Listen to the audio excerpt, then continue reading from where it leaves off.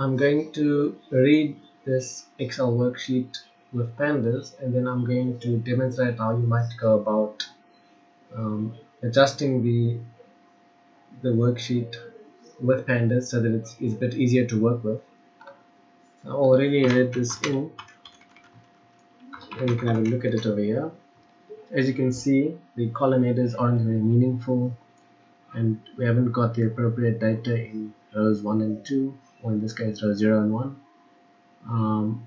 So we can just start off with changing the column headers. We can set columns, we change that to be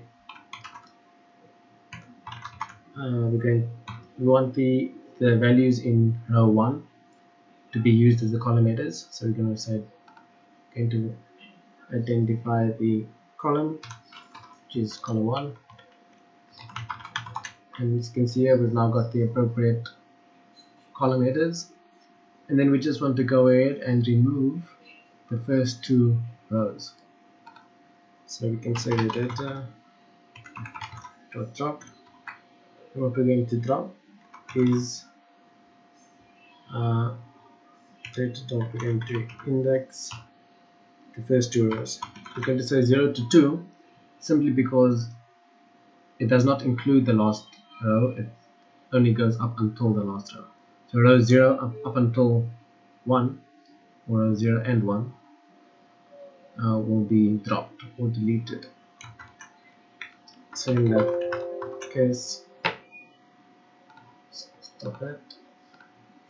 So now we can see that the first 2 rows, or the 2 rows with the incorrect data, have been deleted, and now we can work with this. If you'd like to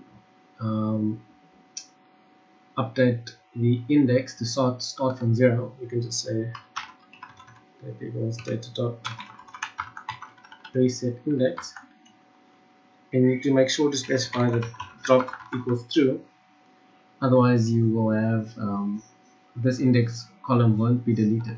Perhaps I can just show you.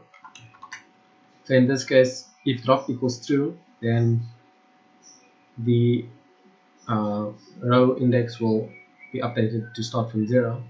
However, if drop equals false, or if you just leave it out, then the previous index column will be retained, so it won't go away. So depending on what you need, in my case I want to get rid of the previous index column, I'll have to specify drop equals true, and then we've got that. And of course, don't forget we need to set the data value equal to that. So now if we look at our data frame, it's more